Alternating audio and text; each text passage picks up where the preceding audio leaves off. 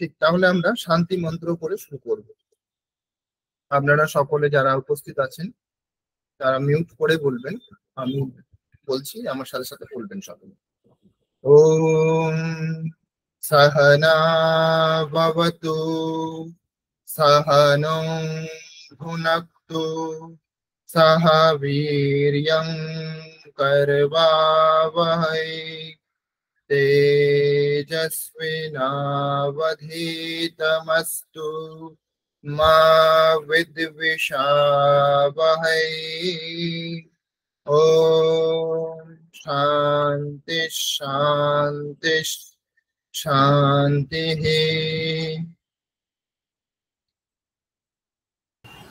এটা আগের দিন পড়ানো হয়েছিল, সকলে অভ্যাস করেছেন? যারা উপস্থিত ছিলেন তাদের মধ্যে থেকে 2-3 জন এটা পাঠ করে শোনান, কেমন অভ্যাস করেছেন আমি একটু শুনতে চাই। কে বলবেন হাত তুলুন।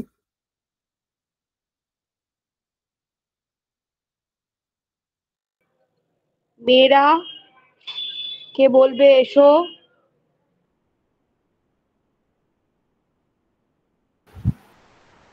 মণিদীপা বলুন।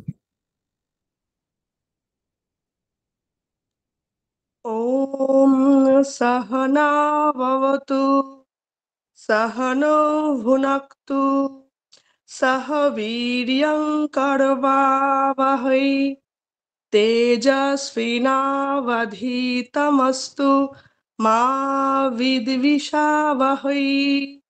ওম শান্তি শান্তি শান্তি। ঠিক, ভালো হয়েছে। প্রিয়া দাস বলুন আপনি। ওম সহনা ভবতু সহনৌ ভুনক্তু সহ বীর্যং করবাবহৈ তেজস্বিনাবধীতমস্তু মা বিদ্বিষাবহৈ। ওম শান্তি শান্তি শান্তি।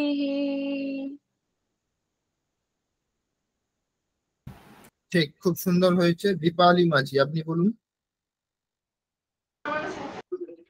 ওম সহনা ভবতু সহনৌ ভুনক্তু সহ বীর্যং করবাবহৈ তেজস্বিনাবধীতমস্তু মা বিদ্বিষাবহৈ। ওম শান্তি শান্তি শান্তি। ঠিক ঠিক হয়েছে, উচ্চারণটা আরো একটু ভালো হবে, যেরকম তেজস্বী এখানে দন্ত স এবং ওয়া আছে, শ্রী তেজস্বী এখানে উচ্চারণ ঠিক করতে হবে। ঠিক আছে, বাকি অংশ ঠিক আছে। প্রীতি দাস আপনি বলুন। ওম সহনা ভবতু সহনৌ ভুনক্তু সহ বীর্যং করবাবহৈ তেজস্বিনাবধীতমস্তু মা বিদ্বিষাবহৈ। ওম শান্তি শান্তি শান্তি। ঠিক, সানন্দা সরকার বলুন। ওম সহনা ভবতু সহনৌ ভুনক্তু সহ বীর্যং করবাবহৈ তেজস্বিনাবধীতমস্তু মা বিদ্বিষাবহৈ। ওম শান্তি শান্তি শান্তি। ঠিক, একদম স্পষ্ট হয়েছে উচ্চারণ, খুব সুন্দর হয়েছে। আর কেউ বলতে চান? সৌম কি একটা নাম ছিল? সৌমপ্রিয়া। সৌমপ্রিয়া বলুন। ওম सहनाववतु सहनौ भुनक्तु सह वीर्यङ्करवावहै तेजस्विनावधीतमस्तु मा विद्विषावहै। ॐ शान्ति शान्ति शान्तिः।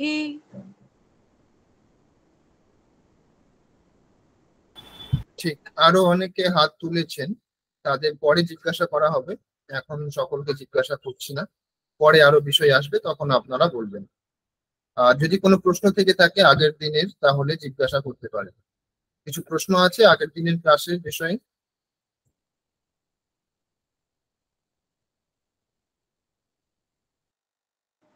না স্যার। ঠিক, তাহলে আগের দিন কি পড়ানো হয়েছিল? কে বলবেন আগের দিন কি কি পড়ানো হয়েছিল?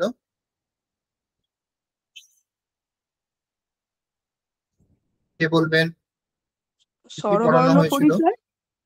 স্যার বলবো? স্বরবর্ণ পরিচয়। মণিদীপা বলুন। স্বরবর্ণ পরিচয় আর আত্ম পরিচয়, মানে ঠিক, নিজের সম্পর্কে যেটা বলা, ওটা। আর দুটি মন্ত্র পাঠ করেছিল। ঠিক ঠিক। আর পরিচয় কিভাবে নাম বলতে হয় বা অন্য কাউকে জিজ্ঞাসা কিভাবে করতে হয় সেটাও আমরা পড়েছিলাম। ঠিক। আর স্বরবর্ণ পরিচয়। স্বরবর্ণ পরিচয় বলতে স্বরবর্ণের কি কি আমরা পড়েছিলাম? পরিচয় বলতে কি কি করেছিলাম আমরা?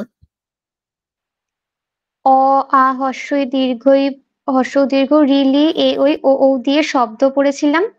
আর হয়েছে বলেছিলেন যে হ্রস্বস্বর আর দীর্ঘস্বর মানে কার পরে বিসর্গ হবে, কার সেটা শিখিয়েছিলেন।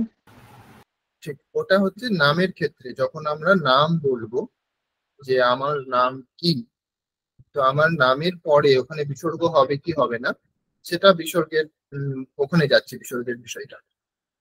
আর আমরা স্বরবর্ণের সময় স্বরবর্ণে কিভাবে লিখতে হয় এবং কিভাবে উচ্চারণ করতে হয়, তাই না, এই বিষয়গুলি আমরা দেখেছিলাম, তাই তো? হ্যাঁ স্যার। হ্যাঁ স্যার। ঠিক, তাহলে আজকে আমরা কিছুটা ব্যঞ্জন বর্ণ দেখব। ব্যঞ্জন বর্ণ দেখার পরে আজকের বিষয় কি কি আছে সেটা আপনারা দেখুন।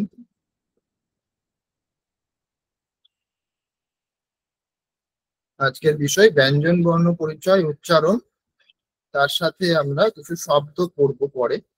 এখন আমরা ব্যঞ্জন বর্ণ দেখব। দেখা যাচ্ছে স্পষ্ট? হ্যাঁ আর স্যার। কিছু বড় করতে হবে? বড় করতে হবে না তো? বোঝা যাচ্ছে? না স্যার, বড় করতে হবে না। ঠিক, তাহলে আমরা স্বরবর্ণ পড়েছিলাম, আজকে আমরা ব্যঞ্জন বর্ণ পড়ব এবং ব্যঞ্জন বর্ণ কিভাবে লিখতে হয় এবং কিভাবে উচ্চারণ করতে হয়। যেহেতু আমরা ভাষা শিখছি, ভাষা বলার শিখছি, তো বলতে গেলে আমাদের উচ্চারণ আগে ঠিক করে নিতে হবে। সেই জন্য আগে বর্ণের উচ্চারণ কিভাবে করতে হয় সেটা একটু আমরা জেনে নেব, তারপরে আমরা ছোট ছোট বাক্য গঠন শিখবো আস্তে আস্তে। ক্লাস যত শেষের দিকে যাবে তত আমরা ভালো করে শিখতে পারবো। এখন শুরু হচ্ছে, শুরু থেকেই একদম কোন রকম মানে অবহেলা না করে পুরো বিষয়টা আমাদের বুঝতে হবে। তো এখানে দেখুন সকলে, ক বর্গ, আমরা জানি বর্গ মানে হচ্ছে সমূহ। ক বর্গ বলতে ক খ গ ঘ ঙ এই পাঁচটিকে একসাথে বোঝায় ক বর্গ। সেটি ব্যাকরণের ভাষাতে কু বলা হয়, কু। এরকম সংক্ষেপে এটা নামকরণ করা হয় কু। সেই রকমই চ বর্গ বলতে, চ বর্গ বলতে এখানে পাঁচটি বর্ণের সমূহকে বোঝাচ্ছে, বর্গ মানে সমূহ। তাহলে চ ছ জ ঝ ঞ। তারপর ট বর্গ, ট বর্গ বলতে এরকম ভাবেই পাঁচটি বর্ণ, ট ঠ ড ঢ ণ। তারপর ত বর্গ, ত থ দ ধ ন। প বর্গ, প ফ ব ভ ম। এবার এদের উচ্চারণ হচ্ছে কেমন ভাবে করতে হবে। প্রথমেই ক বর্গ আছে, ক বর্গের উচ্চারণ হচ্ছে কণ্ঠ। ক কণ্ঠ উচ্চারণ স্থান। তো কণ্ঠ উচ্চারণ স্থান এখানে জিহ্বার কোনো কাজ নেই। যেরকম আমরা আগের দিন ছয়ের ক্ষেত্রে পড়ছিলাম যে যখন দাঁতকে স্পর্শ করবে তখন সেটা দন্ত স হবে, তালুকে স্পর্শ করলে তালব্য স হবে। কিন্তু এখানে যে কণ্ঠ বলা হয়েছে এটা হচ্ছে কণ্ঠ থেকে বর্ণটি উচ্চারণ হবে, এখানে জিহ্বার কোনো উপযোগ নেই। তো ক বলতে আমরা দেখুন, ক উচ্চারণ করুন, আপনারা সকলে মিউট করে উচ্চারণ করুন। ক উচ্চারণ করুন, দেখুন কোথা থেকে বর্ণটি আসছে। জিহ্বার অতটা প্রয়োগ নেই এখানে। ক ক ক দেখুন সোজা একদম কণ্ঠ থেকে আসছে, সেই জন্য এই বর্ণগুলি হচ্ছে কণ্ঠ বর্ণ, এদের উচ্চারণ স্থান হচ্ছে কণ্ঠ। ক খ গ ঘ ঙ। ঙ ঙটা হচ্ছে কণ্ঠ থেকেই আসবে কিন্তু নাসিকা সহ, এর একটু নাকে উচ্চারণ হয়, সেই জন্য নাসিকার সঙ্গে কণ্ঠ। ক খ গ ঘ ঙ। কেউ একজন উচ্চারণ করে শোনান, কে শোনাবেন? ক খ গ ঘ ঙ। আর একবার। ক খ গ ঘ ঙ। ঠিক, ঙ উচ্চারণটা ঠিক হয়নি। ঙ ঙ, ঠিক আছে, ঙ বলুন। স্যার আবার বলুন, এটা বুঝতেই পারছি না, ওটা ওটা কিভাবে ঠিক, উচ্চারণ? ঙ যেখান থেকেই ক খ গ ঘ উচ্চারণ হচ্ছে সেখানেই হবে ঙ ঙ, সেখান থেকে না, শুধুমাত্র একটু বলুন আরেকবার। ক খ গ ঘ ঙ। ঠিক ঠিক হয়েছে, ঙ ঠিক। এইরকমই চ বর্গ হচ্ছে তালুতে, যখন জিহ্বা তালুকে স্পর্শ করবে। তালু আমি আগের দিন বলেছিলাম যে আমাদের ওপরের দাঁতের ভেতরের অংশে যে মাড়ি রয়েছে তার পরের অংশটি হচ্ছে তালু, মাড়ির পরে, ওপরের দাঁতের মাড়ির পরে অংশটি হচ্ছে তালু। তো সেই অংশে জিহ্বা যখন স্পর্শ করবে তখন সেটা তালু হবে, সরি, তখন সেগুলি চ বর্গ হবে, চ বর্গ উচ্চারণ হবে সেখান থেকে। যেরকম চ ছ জ ঝ ঞ ঞ। পঞ্চম বর্ণগুলি উচ্চারণ একটু ভালো করে শিখতে হবে, কারণ এখানে আমাদের ভুল হয় বেশি। চ ছ জ ঝ ঞ। বোঝা যাচ্ছে? কারো কোনো প্রশ্ন থাকলে বলতে পারেন, যদি বোঝা না যায় আরেকবার বলছি। চ ছ জ ঝ ঞ। বলুন, এটাকে বলবেন, উচ্চারণ করে কে শোনাবেন? চ ছ জ ঝ ঞ। ঠিক ঠিক, সানন্দা। চ ছ জ ঝ ঞ। ঠিক, আমরা যেটা বাংলাতে উঙ ইঞ এইরকম বলি, উচ্চারণটা অনেকটা অন্যরকম হয়ে যায়। ওই রকম নয়, শুধুমাত্র ঙ বললে কণ্ঠ থেকে একটা শুধুমাত্র শব্দ বেরোবে ঙ, ঠিক আছে, নাকের সাথে কণ্ঠ।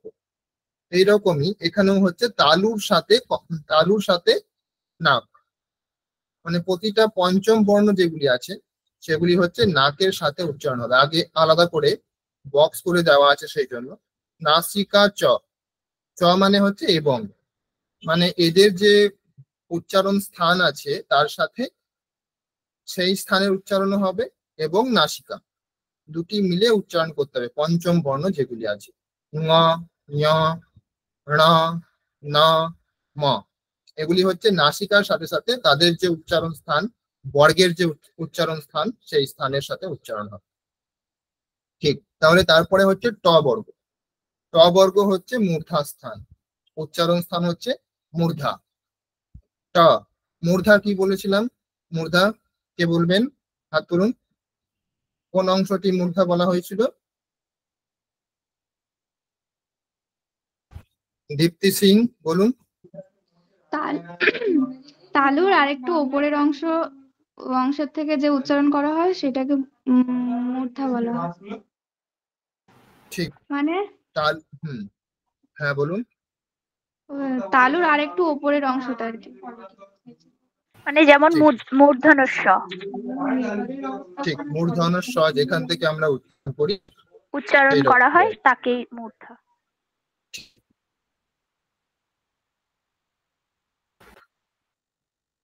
তালুর ঠিক ওপরের অংশ, তালুর থেকে আরেকটু ওপরের অংশ হচ্ছে মূর্ধা। তো জিহ্বা যখন ওখানে স্পর্শ করবে ওখানে, তখন হচ্ছে সেটা মূর্ধা স্থান বলা হবে। সেই বর্ণগুলিকে মূর্ধা স্থানীয় বর্ণ বলা হবে।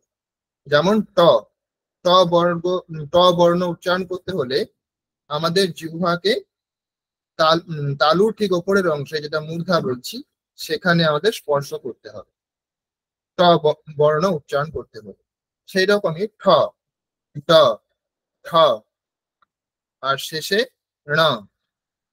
ণয়ের সাথে মূর্ধা তো আছেই, তার সাথে সাথে নাসিকা, মানে একটু নাকে উচ্চারণ হবে ণ, ণ। প্রথম থেকে আর একবার শুনুন, ট, ঠ, ড, ঢ, ণ। বোঝা গেছে? বুঝতে অসুবিধা আছে কারোর? ট বর্গ,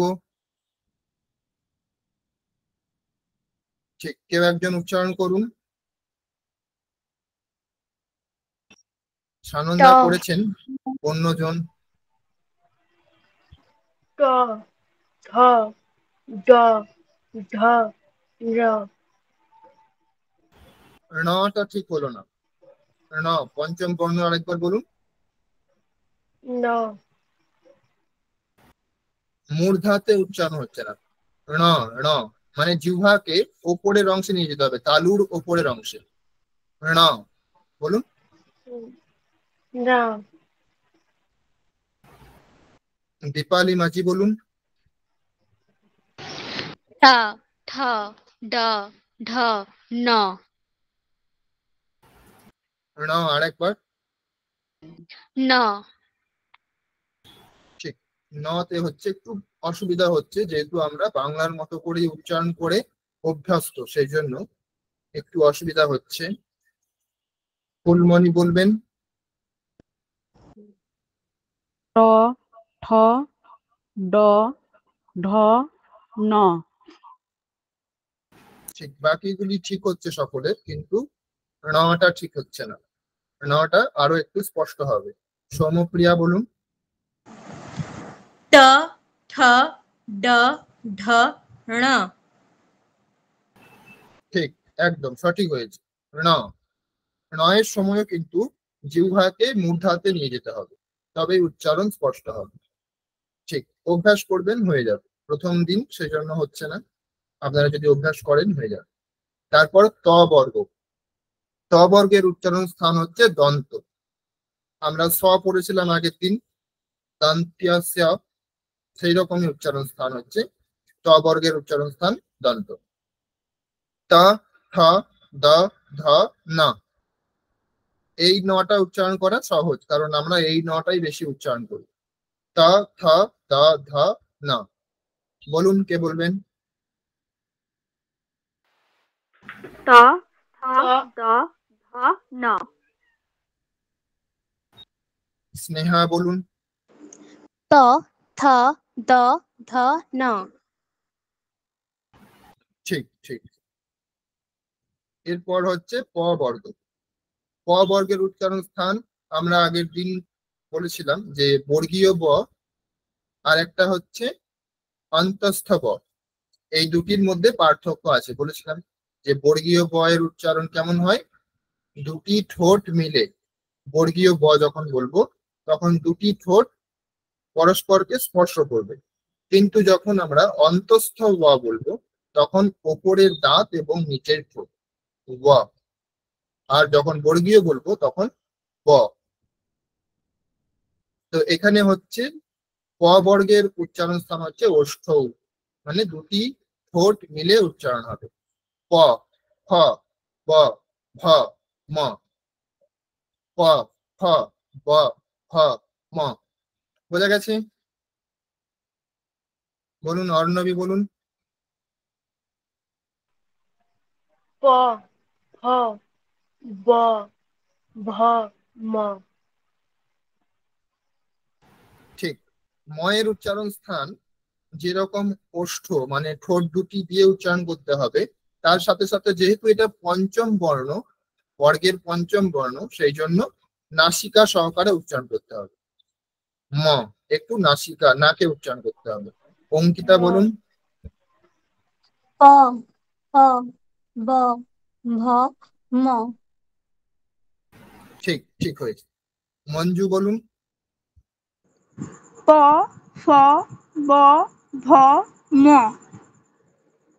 ঠিক ঠিক। এরপরে দেখুন অন্তঃস্থাহ বর্ণাহ, যেই বর্ণগুলি, এইগুলির কিন্তু কোনো একই রকম ভাবে উচ্চারণ স্থান নেই, এগুলি হচ্ছে আলাদা আলাদা, সেই জন্য পাশে লেখা আছে। ইয়া যখন উচ্চারণ করব, এটা হচ্ছে তালু, ইয়া। আমরা কিন্তু আমাদের বাংলাতে যেরকম একটা জ বলি, সেরকম কিন্তু এখানে নেই। সেই জন্য মনে রাখতে হবে, যখন আমরা বলবো, একটা গীতার শ্লোক আছে না প্রসিদ্ধ, কি শ্লোক কে বলতে পারবেন, যেখানে ইয়া প্রথমেই আছে? यदा यदा हि धर्मस्य यदा ग्लानिर्भवति यदा ঠিক हि भारत धर्मस्य ग्लानिर्भवति अभ्युत्थानं भारत तदात्मानं अभ्युत्थान सृजाम्यहम्। अधर्मस्य तदात्मानं सृजाम्यहम्। ঠিক ঠিক ঠিক। তাহলে সেখানে হচ্ছে প্রথমে ইয়া আছে, তাই না? কিন্তু সেখানে আমরা যখন বাংলার মতো করে উচ্চারণ করি, তখন আমরা বলি যদা যদা হি ধর্ম, কিন্তু সেটা বাংলা হয়ে যাচ্ছে। সেই জন্য আমাদের সংস্কৃত উচ্চারণ করছি, সেটা বোঝা যাবে কখন, ঠিক উচ্চারণ কখন হবে, যখন আমরা ইয়া বলবো। বাংলাতে কিন্তু জ বললে হবে না, বাংলার মতো করে জ বললে হবে না, ঠিক আছে?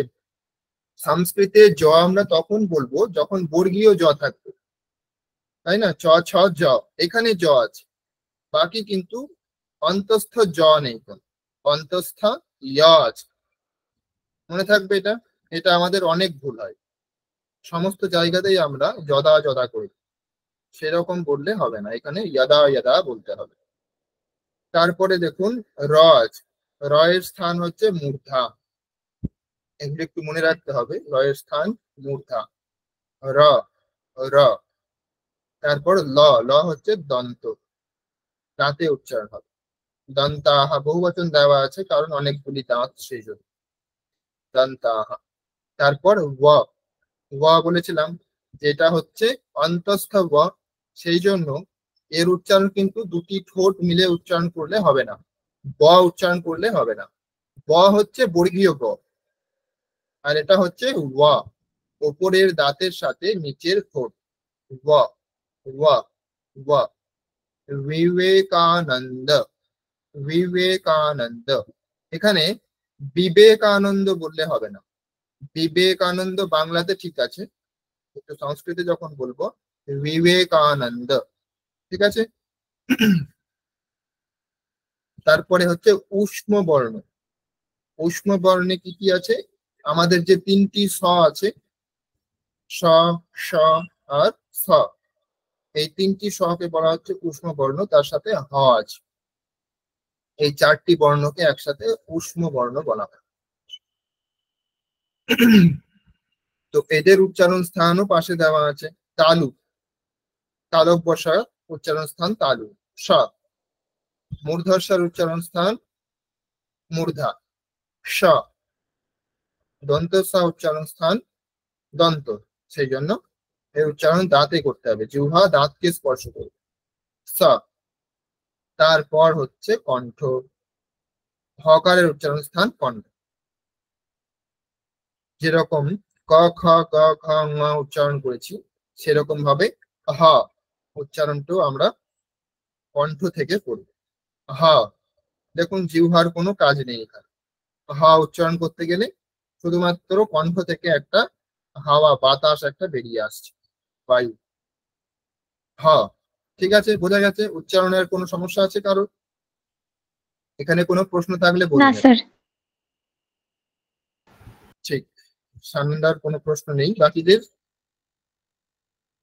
না স্যার। না স্যার। ঠিক ঠিক ঠিক। তাহলে উচ্চারণ বোঝা গেছে, তাহলে এটা একবার আমরা অভ্যাস করে নেব। অভ্যাস বলতে আমি আর কিছু বলবো না, আপনারাই সকলে বলবেন, একে একে বলবেন, অবশ্যই হাত তুলবেন।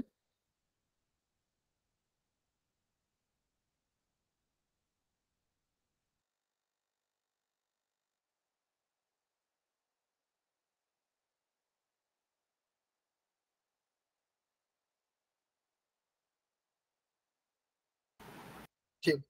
স্থানুন্দা বলবে অন্তঃস্থ বর্ণের য় এবং র এর স্থান। য় র ঠিক, য় র এদের উচ্চারণ স্থান কোথায়?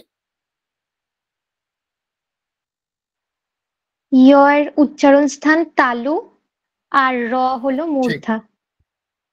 ঠিক, একদম সঠিক। প্রীতি দাস আপনি বলবেন অন্তঃস্থ বর্ণের ল এবং ব।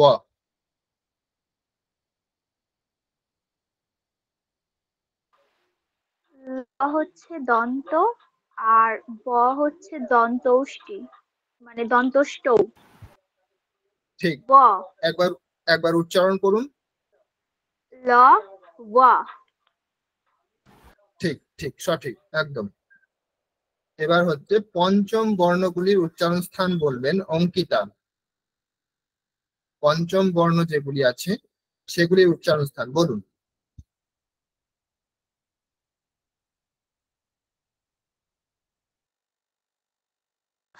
প ফ ব ভ। না না না না, হচ্ছে না। তাহলে আমি বলেছি শুধুমাত্র পঞ্চম বর্ণ। পঞ্চম বর্ণ বর্গের যেটি পঞ্চম বর্ণ। পঞ্চম বর্ণ মানে কোনটি? ঙ, ঞ, ণ, ন আর ম। ক খ আচ্ছা, গ ঘ এগুলি নয়, শেষেরটা ক খ গ ঘ ঙ।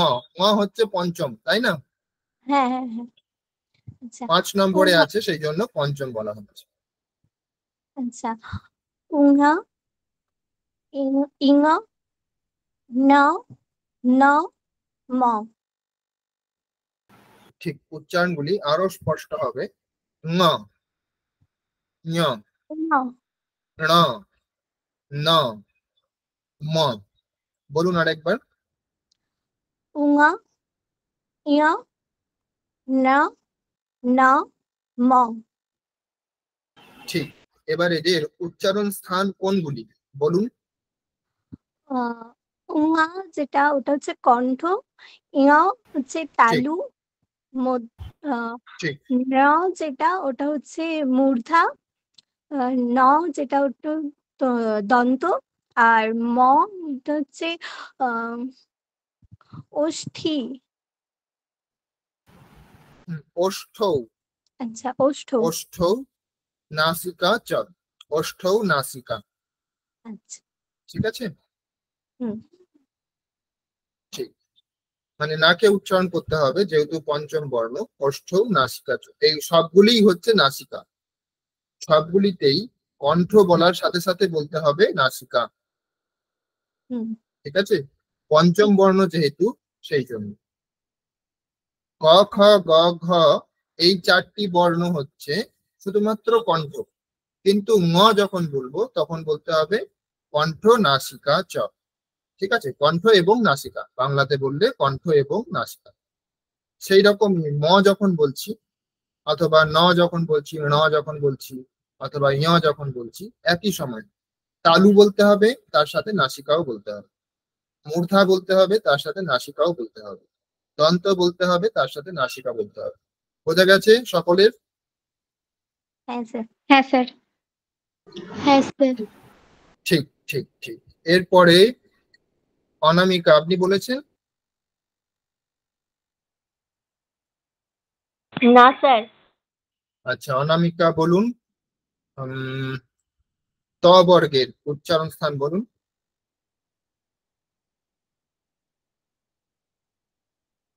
ত ত, হুম, দন্ত ঠিক। ত বর্গের উচ্চারণ স্থান দন্ত। উচ্চারণ করুন একবার সবগুলি। ত থ দ ধ ন। ঠিক। আর কেউ বলতে চান?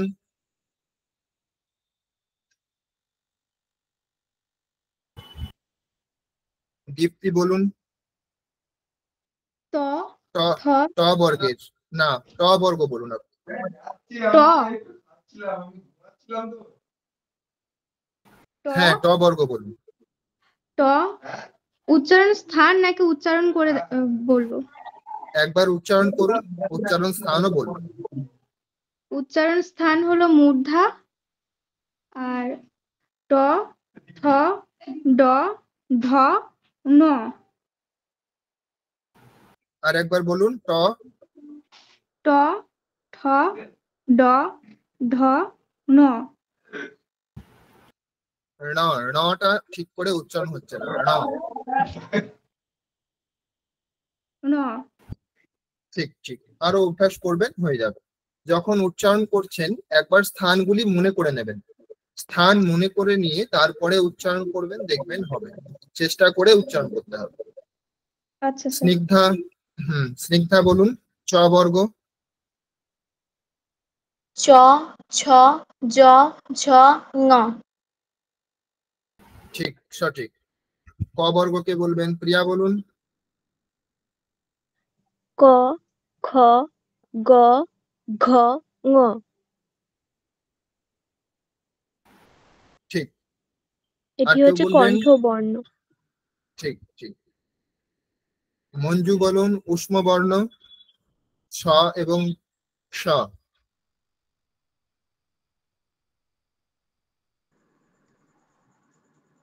স। স্যার মানে স এর বর্ণগুলো বলবো?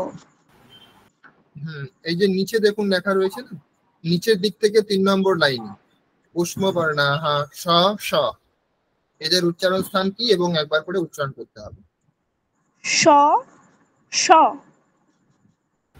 এটা ঠিক। এটা হচ্ছে উষ্ণ উচ্চারণ, বর্ণ। উচ্চারণ স্থান উষ্ণ বর্ণ। হ্যাঁ, উষ্ম বর্ণ, এটা হচ্ছে নাম, এদের নাম। ঠিক আছে। হ্যাঁ। স্থান কি, উচ্চারণ স্থান কি?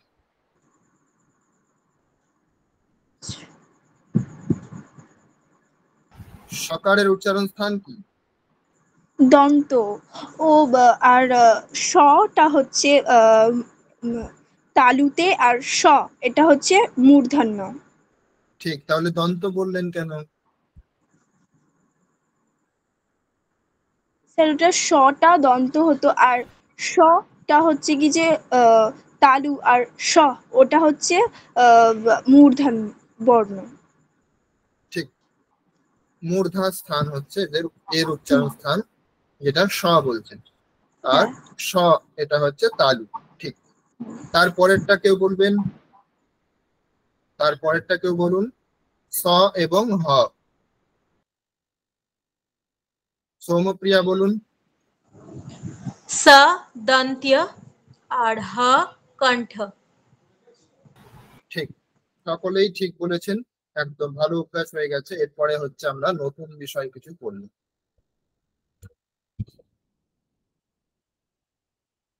হয়তো জানেন অনেকে, তাই তো? জানেন তো এগুলি কি? কেউ জানেন? কিছু বলবেন? জানেন এগুলো বিষয়ে কেউ? স্যার কিভাবে দেখতে প্রয়োগ করতে পাচ্ছি হয়? না। কেন দেখা যাচ্ছে না? বাকিরা দেখতে পাচ্ছেন? হ্যাঁ স্যার, দেখতে পাচ্ছি।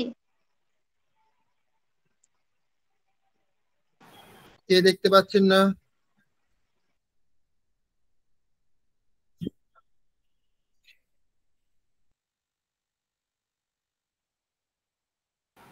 কে বললেন দেখতে পাচ্ছেন না? স্যার আমি সানন্দা। এখন দেখা যাচ্ছে? না স্যার, আমি আরেকবার জয়েন হচ্ছি কেটে। ঠিক ঠিক।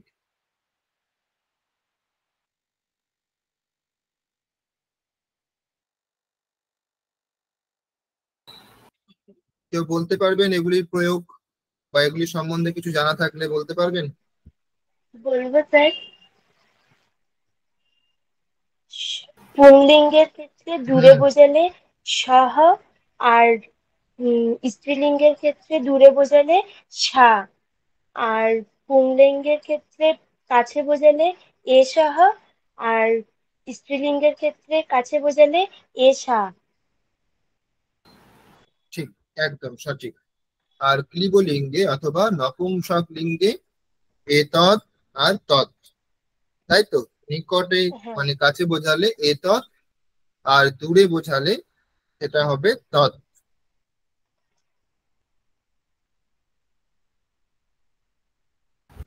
আর এখানে একটা প্রশ্নবাচক বলে একটা আছে, প্রশ্নবাচক অর্থে যখন বলবো তখন পুংলিঙ্গে যখন প্রশ্ন করব তখন কহা হবে, স্ত্রীলিঙ্গে কা, এবং ক্লিবলিঙ্গে বা নপুংসক লিঙ্গে হবে কিম।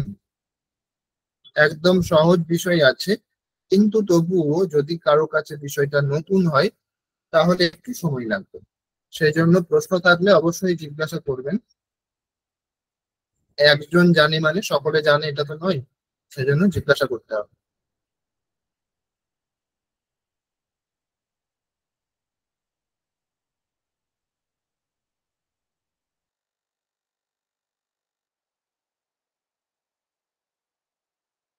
স্যার বলছি নং পুংসকলিঙ্গ মানে কি ক্লীবলিঙ্গ?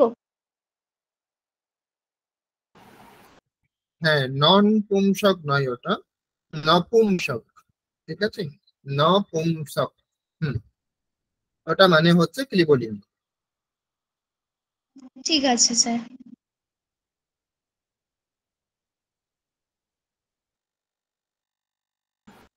তো এখানে আমাদের যেটা বোঝার বিষয় আমি একবার বলে দিচ্ছি, তারপরে যদি সমস্যা হয় প্রশ্ন করবেন।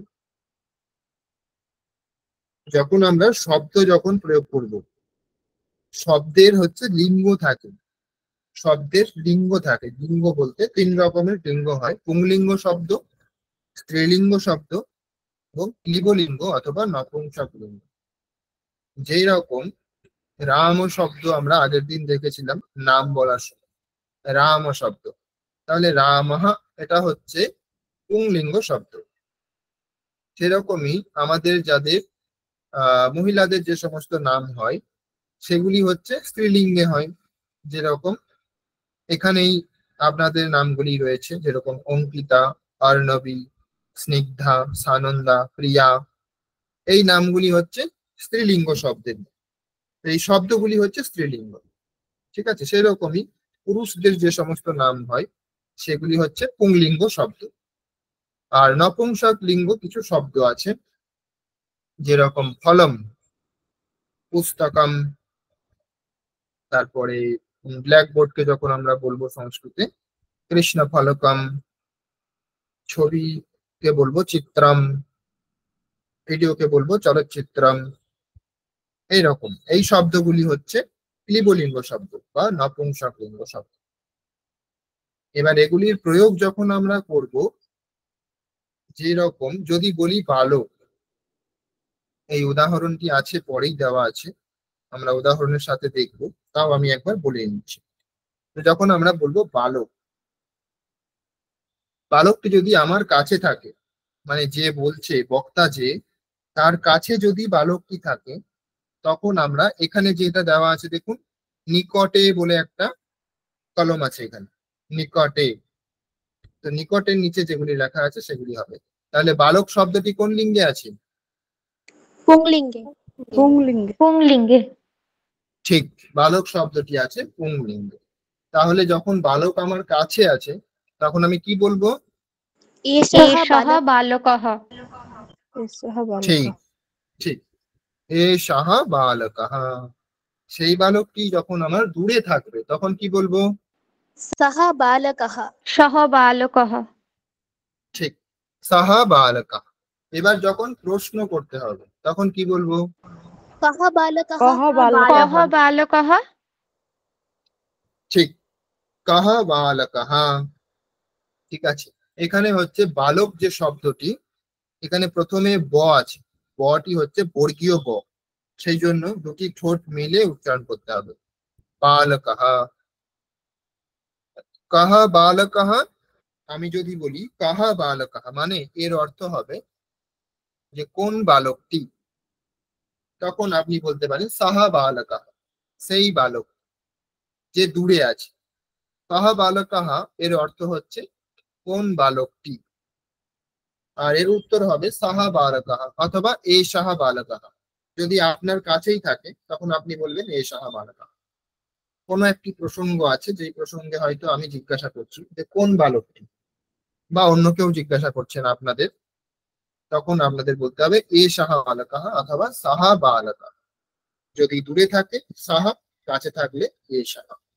এটা হচ্ছে পুংলিঙ্গের ক্ষেত্রে।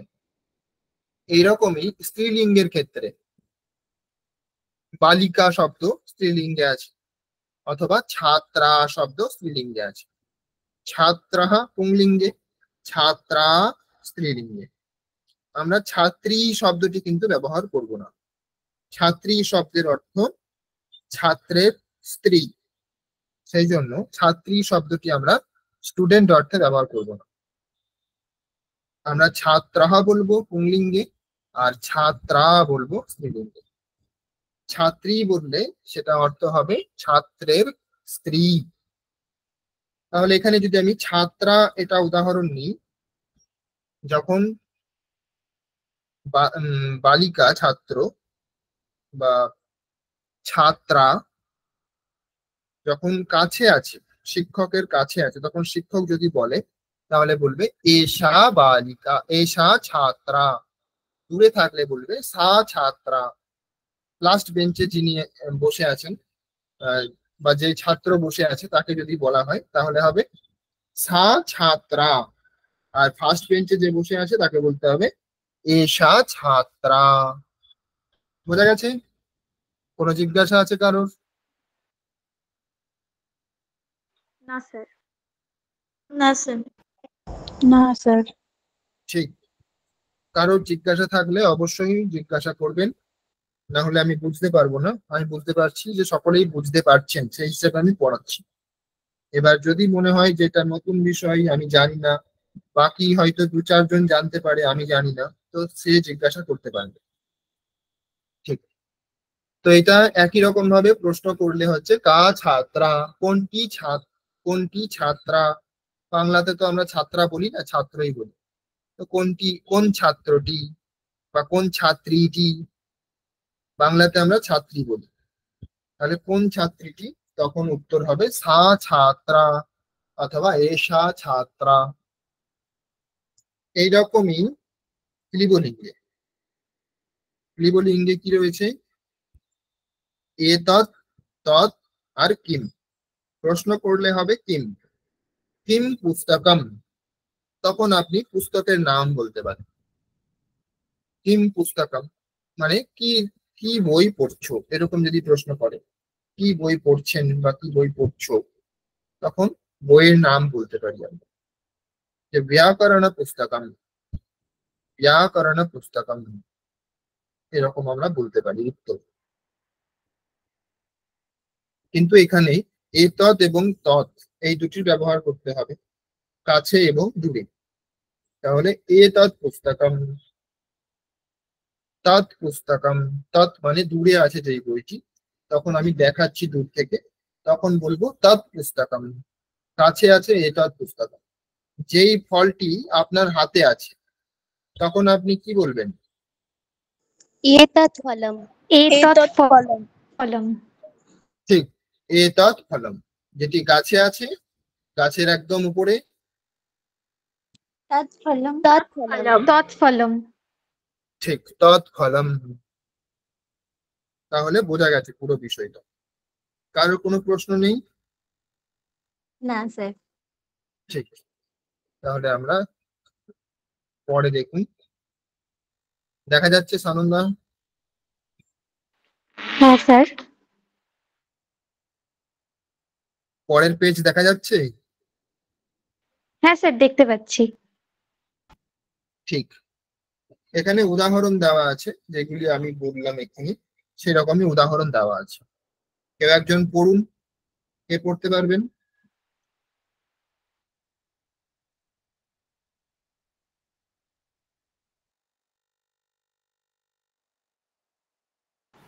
সানন্দা যদিও ফার্স্ট হাত তুলেছে, কিন্তু আমি স্নেহাকে পড়তে বলছি। সানন্দা তো প্রতিবারই পড়ছে কিছু না কিছু। স্নেহা। एषः बालकः, सः बालकः, एषः कः, एषः बालकः, सः कः, सः बालकः। ঠিক। তারপরেরটি পড়ুন অঙ্কিতা পাত্র। एषा बालिका सा बालिका एषा का एषा बालिका सा का सा बालिका। ঠিক, তারপরেরটা মণিদীপা।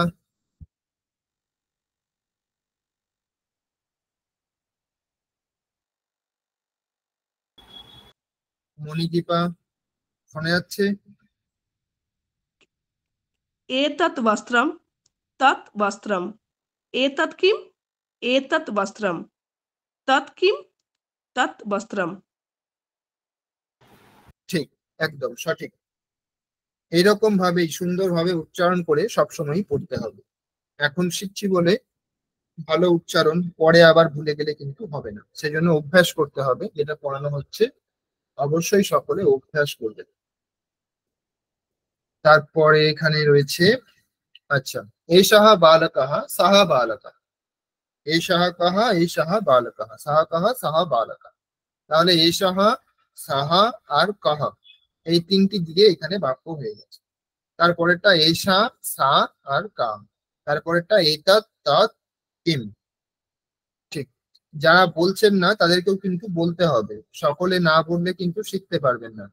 যারা বলছেন বেশি তারা তো অবশ্যই বেশিই শিখবেন, কিন্তু যারা বলছেন না বা হাত তুলছেন না তাদের প্রতি বলছি, তাদেরকেও বলতে হবে। সকলে বলুন, তাহলে সকলেই শিখবেন। যত বেশি বলবেন, এটা তো বলারই ক্লাস, সেই জন্য বেশি বেশি বলতে হবে।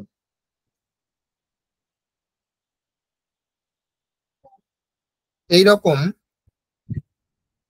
প্রথমে যেটা 1 নম্বর যেটা আছে, সেটা অন্য কোনো শব্দ দিয়ে কেউ বলতে পারবেন?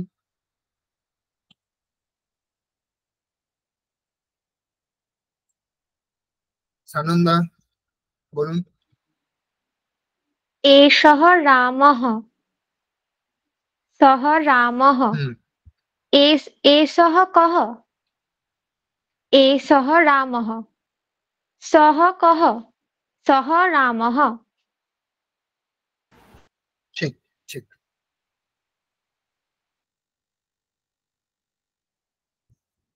এটাই আমরা অন্যান্য শব্দ আছে সেই শব্দগুলি দিয়ে আমরা অভ্যাস করব।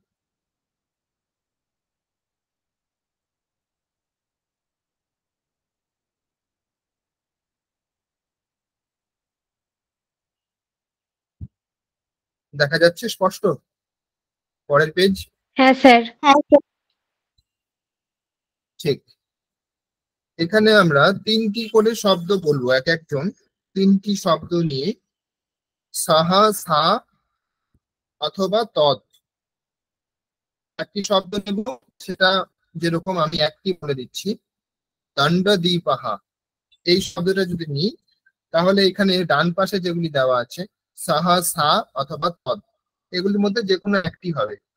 তাহলে এখানে কি হবে সেটা ভেবে বলতে হবে।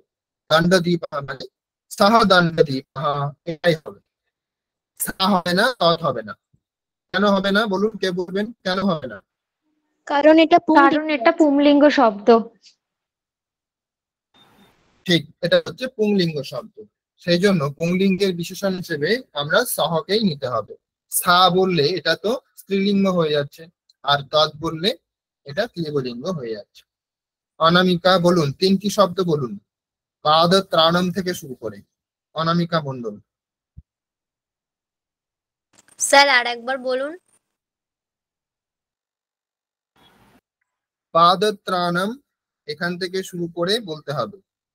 3টি শব্দ বিশেষণ দিয়ে যোগ করে বলতে হবে। ডান পাশে যে বিশেষণগুলি দেওয়া আছে সেখান থেকে বেছে নিয়ে বলতে হবে। তৎ পাদত্রাণম তৎ ক্ষুরপত্রম ক্ষুর নয়, ক্ষুর ক্ষুর ক্ষুর। তৎ সুরপত্রম স সুধাখণ্ডঃ। ঠিক, তারপরে প্রিয়া দাস বলুন 3টি শব্দ। সা শয্যা। শয্যা নয়, আজকেই পড়ানো হয়েছে। জ নয়, সেটা কি? সা শইয়া। ঠিক, শయ్যা। সা শయ్যা। शय्या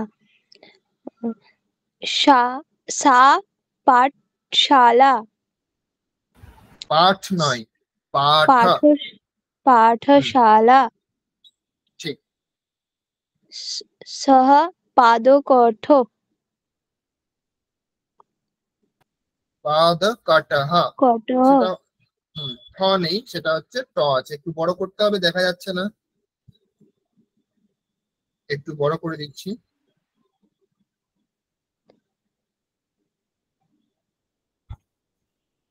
ঠিক। তারপরে সোমপ্রিয়া বলুন।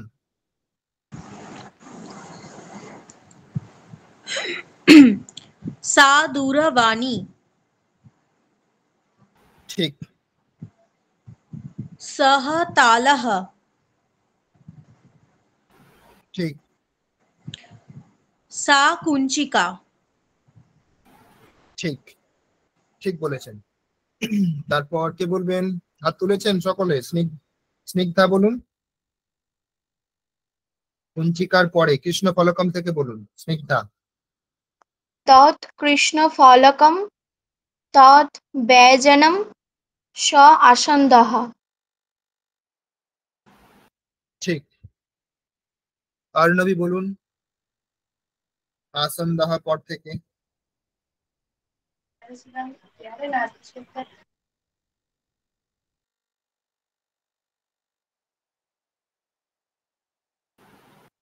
অর্ণবী লেফট হয়ে গেছে।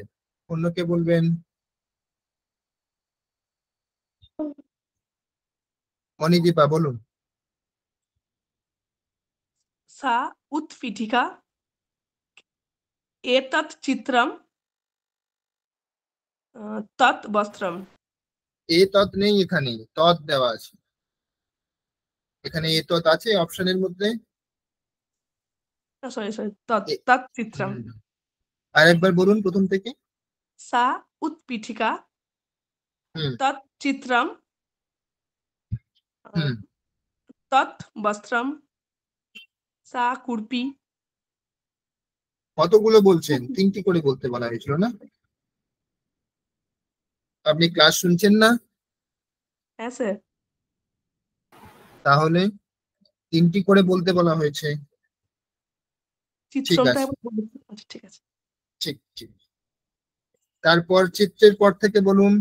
কে বলবেন? স্নেহা বলুন চিত্রের পর থেকে। तच्चित्रं सः पिङ्गः পিঞ্জাহা। सः पिञ्जः सा कूपी तत् ঠিক ঠিক। তৎ বস্ত্রম। তাহলে এখানে আমরা দূরার্থে যেগুলি আছে সেই বিশেষণগুলি যোগ করে আমরা বললাম। এরপরে আমরা দেখব কি আছে। এরপরে হচ্ছে আমাদের যেটা সমীপার্থে, কাছে বোঝানোর জন্য যে বিশেষণগুলি ব্যবহার করব সেইগুলি দিয়ে আমরা বলবো। তো এখন কে বলবেন? প্রীতি বলুন। প্রীতি দাস।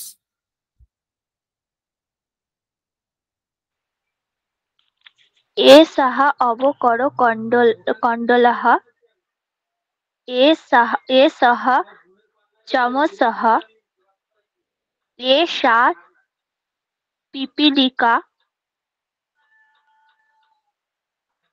ঠিক ঠিক। তাহলে পুংলিঙ্গে হচ্ছে এষাহ, স্ত্রীলিঙ্গে এষা, আর এ তৎ হচ্ছে ক্লিবলিঙ্গ। সানন্দা বলুন। एषा सिक्थवर्तिका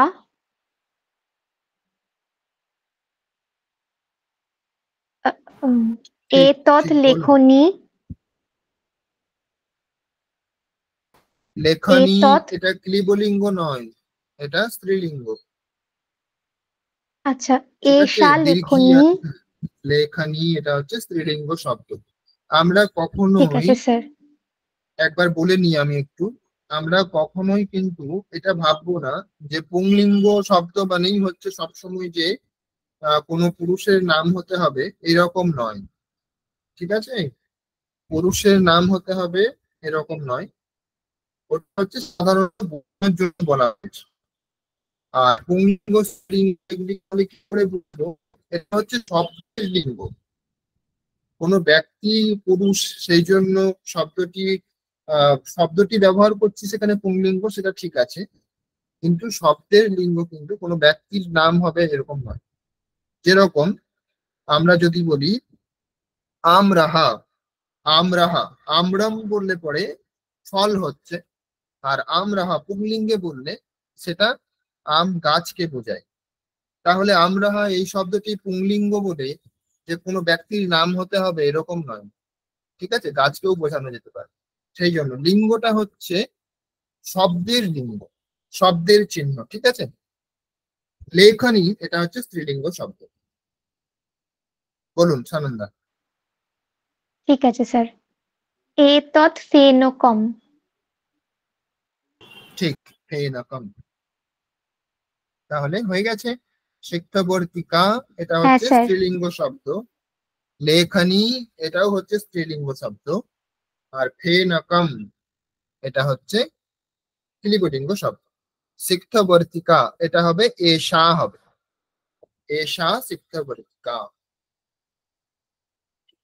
সাধারণত আকারান্ত, দীর্ঘ আকারান্ত, দীর্ঘ ইকারান্ত এগুলি হচ্ছে স্ত্রীলিঙ্গ শব্দ হয়। আর হ্রস্ব অকারান্ত, অকারান্ত যদি বলি, অকারান্ত হলে সেটা পুংলিঙ্গ হয়। এগুলি হচ্ছে সাধারণ নিয়ম, কিন্তু আরো বিশেষভাবে আমাদেরকে জানতে হবে, সেটা আমরা আস্তে আস্তে জানবো। এরপর কে বলবেন? অনামিকা মণ্ডল, বলুন। एषः सूतः ঠিক, एषा एषा आकाशवाणी আকাশ ए- বললে হবে না, আকাশ। आकाशवाणी ঠিক, एषा বাণী, মূর্ধন্য वाणी আছে এখানে, তাই না, সেই জন্য বাণী। वाणी एषा पुष्पधानी হুম, ঠিক, এষা পুষ্পধানী। ঠিক। আমরা যখনই সংস্কৃত উচ্চারণ করব একটু ভেবে নেব যে আমাদের উচ্চারণের নিয়ম কি আছে। আকাশবাণী, ঠিক আছে, তালক বর্ষ আছে, আকাশবাণী, মূর্ধন্য ন আছে, তারপরে মাঝে কি আছে, গ আছে, এখানে বাণী বললে হবে না, বাণী। আ এখানে দীর্ঘ আছে, কা এখানে দীর্ঘ আছে, সেই জন্য একটু বেশি সময় নিতে হবে। আকাশবাণী,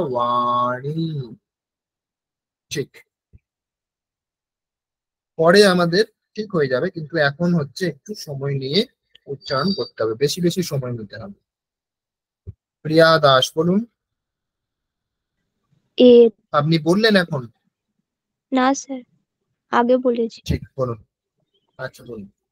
এতৎ দূরদর্শনম, এতৎ ছত্রম, ঠিক, এষः কংসः।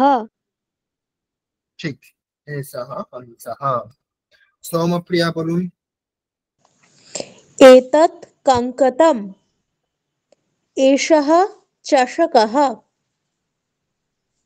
ঠিক,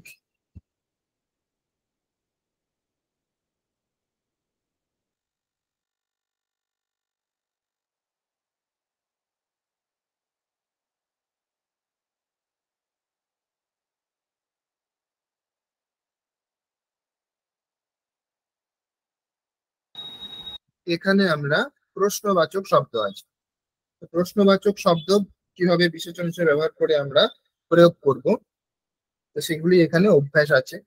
কাহা, কা, কিম। কাহা পুংলিঙ্গে, কা হচ্ছে স্ত্রীলিঙ্গে, আর কিম হচ্ছে স্ত্রীলিঙ্গে। কে বলবেন? হাত তুলেছেন অনেকে। স্নেহা, বলুন। कः अश्वः का द्विचक्रिका का संमार्जनी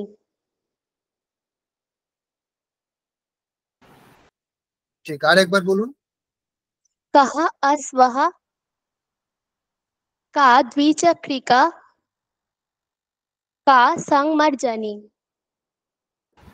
ঠিক ঠিক, এখানে পাশে অর্থগুলিও দিয়ে দেওয়া আছে ইংরেজিতে। যদি বুঝতে অসুবিধা হয় জিজ্ঞাসা করবেন অর্থ যদি। তারপরে বলবেন মঞ্জু, বলুন। কিম মন্দিরম, কহ ব্যাঘ্রহ, কিম উপনেত্রম। ঠিক, উপনেত্রম মানে চশমা। তারপরে দীপ্তি বলুন। বরাহ, ওটা হবে কহ বরাহ, কহ সিংহ, কা নদী। সিংহ নয়, সিমহা। বিসর্গের উচ্চারণ তো হয় এর মতোই হবে, তাই না? সিমহা। হুম, বলুন আর একবার পুরোটা বলুন। বরাহ, সরি, কহ বরাহ, কহ ঠিক সিংহ, কা ঠিক নদী। ঠিক, কা নদী স্ত্রীলিঙ্গে আছে, নদী শব্দ স্ত্রীলিঙ্গ।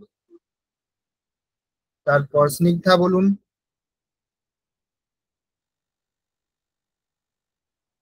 किं रेलस्थानकं, किं विमानं, कः शृगालः। ঠিক, এমন কেউ আছেন যিনি আজকে একবারও মুখ খোলেননি? এরকম কেউ আছেন যিনি বলেননি একবারও? কেউ নেই, সকলেই বলেছেন, তাই তো?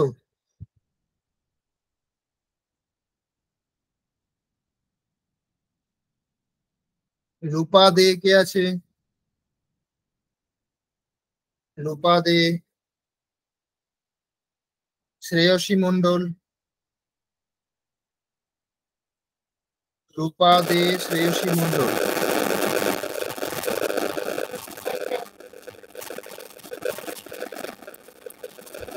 শ্রেয়সী মণ্ডলের কিছু প্রবলেম হচ্ছে, শোনা যাচ্ছে না। মিউট করুন আপনি, শ্রেয়সী মণ্ডল মিউট করুন।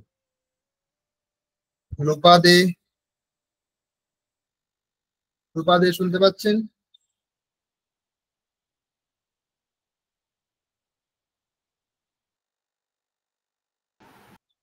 ঠিক, সকলকেই বলতে হবে, যারা বলছেন না তাদেরকেও বলার চেষ্টা করতে হবে। এখন সমপ্রিয়া বলুন।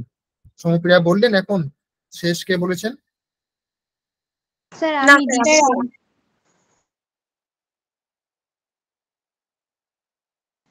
ঠিক, বলবো স্যার? তাহলে সমপ্রিয়া বলুন। का नौका, किं गृहं, হুম का सूचिका। ঠিক ঠিক। এরপর সানন্দা।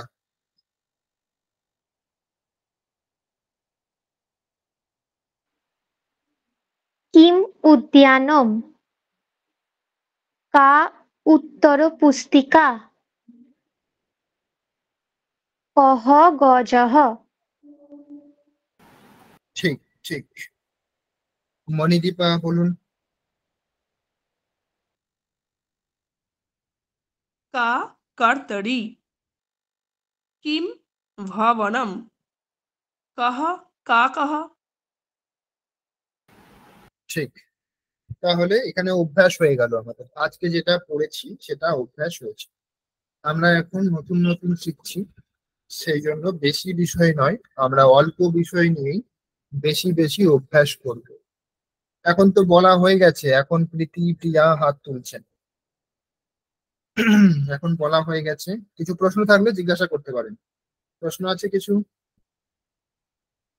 হ্যাঁ স্যার। প্রিয়া বলুন। স্যার আগেরটাই ছিল চশকহ, মানে মিনিংটা লেখা ছিল গ্লাস, এখানে কোন অর্থে বোঝাচ্ছে, কাঁচ না খাবার জলের? হ্যাঁ, জলের গ্লাস।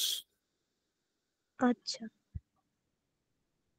স্যার আমাদের হাত তো আগে থেকেই তোলা ছিল যখন আপনি বলেছিলেন যে যারা যারা বলতে চান। আচ্ছা আচ্ছা, হ্যাঁ ঠিক স্যার। ঠিক ঠিক। কোনো প্রশ্ন আছে কারোর?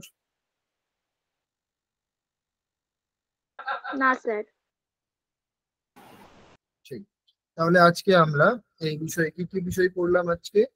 আজকে দূরার্থে এবং সমীপার্থে যে তৎ শব্দের কিরকম ভাবে ব্যবহার করব। তৎ হচ্ছে একটাই শব্দ, সেটাই লিঙ্গ অনুসারে পাল্টে যাচ্ছে।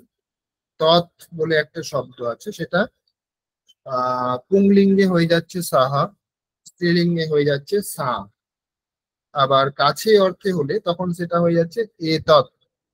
তৎ এই শব্দের আগেই একটা এ যোগ হয়ে এ তৎ হয়ে যাচ্ছে। তো রূপগুলি একই রকম, শুধুমাত্র এ যোগ হচ্ছে কাছে বোঝানোর জন্য, আর দূরে হলে শুধুমাত্র তৎ শব্দের যে রূপ হয় সেগুলি হবে। সাহা, এ সাহা, সেখানে দন্ত সটা মূর্ধর স হয়ে যাচ্ছে, এ সাহা। ঠিক আছে, ওগুলি পরে শিখবো, এখন আমাদের এটুকু মনে রাখতে হবে যে এ সাহা কখন হবে, সাহা কখন হবে, আর তৎ কখন হবে। আর একটা যেটা বললাম যে স্ত্রীলিঙ্গে সা কখন হবে, বা দূর অর্থে কখন, দূর অর্থে যখন বলবো তখন হচ্ছে পুংলিঙ্গে সাহা হবে, স্ত্রীলিঙ্গে সা হবে, আর ক্লিবলিঙ্গে তৎ হবে। আর সমীপ অর্থে বা কাছে যখন বোঝাবো তখন পুংলিঙ্গে এ সাহা, স্ত্রীলিঙ্গে এ সা, ক্লিবলিঙ্গে এ তৎ।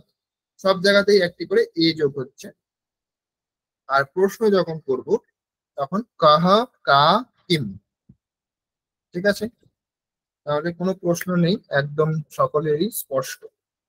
আগের দিন আমরা আরো একটি মন্ত্র পড়েছিলাম, তো সেই মন্ত্রটি অভ্যাস করেছেন হয়তো সকলে। তো আমি শুনতে চাই কেমন অভ্যাস করেছেন। কে বলবেন? হাত তুলুন। দেখে দেখেই বলতে হবে, না দেখে নয়, দেখে দেখে উচ্চারণটি দেখবো কেমন হয়েছে। আমাদের ক্লাস আজকে প্রায় শেষের দিকে, মন্ত্রের উচ্চারণটা আমি 2-3 বার শুনে নেব, তাহলেই ক্লাস আমাদের শেষ হয়ে যাচ্ছে। কে বলবেন? হাত তুলুন।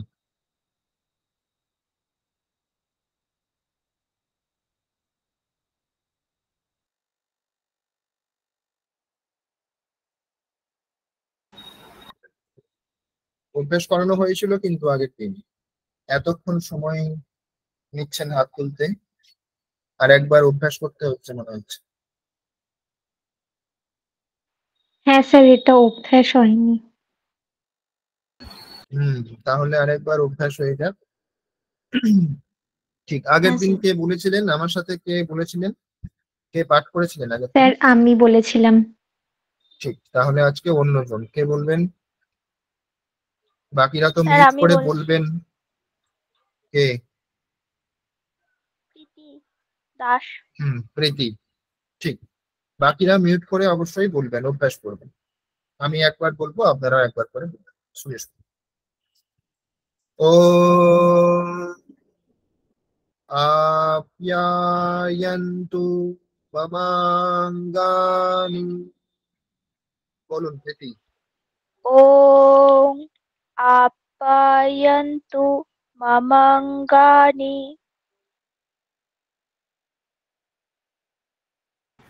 ওম আপ্যায়ন্তু মমাঙ্গানি।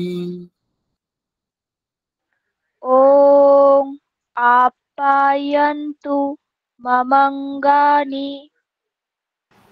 ঠিক, আমরা যে উচ্চারণের নিয়ম শিখেছি সেই অনুসারেই আমরা উচ্চারণ করব। वाक् प्राणश्चक्षु श्रोत्रमथो। ওয়াক প্রাণাস। স্যার আরেকবার বলুন এটা। वाक् प्राणश्चक्षु श्रोत्रमथो। বিসর্গের উচ্চারণ তালব বসা হয়ে যাবে, যেহেতু পরে তালব বসা আছে। ওয়াক প্রাণাস। স্যার হচ্ছে না আমার। প্রাণশ চক্ষুষ। প্রাণাস চক্ষুষ। চক্ষুষ। ঠিক, ওয়াক বলুন। প্রাণাস চক্ষুষ শ্রোত্রমথো। ঠিক, वाक् प्राणश्चक्षुः श्रोत्रमथो বলুন আরেকবার वाक् प्राणश्चक्षुश्रोत्रमथो बलमिन्द्रियाणि च सर्वाणि बलमिन्द्रियाणि च सर्वाणि बलमिन्द्रियाणि च सर्वाणि बलमिन्द्रियाणि च सर्वाणि सर्वं ब्रह्मोपनिषदम् सर्वं ब्रह्मोपनिषदम् सर्वं ब्रह्मोपनिषदम् सर्वं ब्रह्मोपनिषदम् माहं ब्रह्म निराकुर्याम् माहं ब्रह्म निराकुर्याम् माहं ब्रह्म निराकुर्याम् माहं ब्रह्म निराकुर्याम् मा ब्रह्म निराकरोत् मा ब्रह्म निराकरोत् অনিরাকরণমস্ত্বনিরাকরণম মে অস্তু এটা আমি একটু বলে দিই অনিরাকরণম অস্তু অথবা মস্তু যদি বলি তাহলে অনিরাকরণমস্তু তারপরে আবার অনিরাকরণম মে অস্তু ঠিক আছে দুটি অনিরাকরণম আছে দুইবার মানে অনিরাকরণমস্তু হুম আচ্ছা বলুন অনিরাকরণমস্তু তারপরে অনিরাকরণম মে অস্তু ঠিক আছে আচ্ছা অনিরাকরণমস্ত্বনিরাকরণম মে অস্তু বলুন অনিরাকরণম মস্তু বলুন মস্তু অনিরাকরণম মস্তু নিরাকরণম মে অস্তু মস্তু যখন বলছেন না তারপরেও হচ্ছে অনিরাকরণম বলতে হবে আছে একটা একসাথে বলতে পারছেন না সেই জন্য আমি ভেঙে ভেঙে বলছি অনিরাকরণমস্তু অনিরাকরণম মে অস্তু বলুন অনিরাকরণম মস্তু নিরাকরণম মস্তু ঠিক এটা আমি ভেঙে বলছি এইটুকু বলুন অনিরাকরণমস্তু বলুন অনিরাকরণমস্তু ঠিক অনিরাকরণম মে অস্তু অনিরাকরণম মে অস্তু ঠিক তদাত্মনি নিরতে তদাত্মনি নিরতে ইয়া উপনিষৎসু ধর্মাস সকারে থেমে যাবেন ধর্মাস ইয়া উপনিষৎসু ধর্মাস ইয়া উপনিষৎসু ধর্মাস তে ময়ি সন্তু তে ময়ি তে সন্তু ते দুইবার আছে मयि सन्तु ते मयि सन्तु ঠিক ওম শান্তি শান্তি শান্তি ॐ शान्ति शान्ति शान्तिः ঠিক এবার কেউ বলতে চাইবেন এটা হাত তুলুন সমপ্রিয়া বলুন ॐ आप्यायन्तु ममाङ्गानि वाक्प्राणश्चक्षुश्रोत्रमथ बलमिन्द्रियाणि च सर्वाणि सर्वं ब्रह्म उपनिषदम् माहं ब्रह्म निराकुर्याम् मा ब्रह्म निराकरोत् अनिडकरणम् अस्तु अनिडकरणं मे अस्तु तदात्मनि निडते या उपनिषत्सु धर्मास् ते मयि सन्तु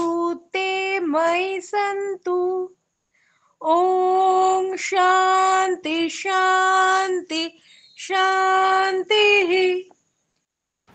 ঠিক এখানে বিসর্গের উচ্চারণ তালব্য হবে।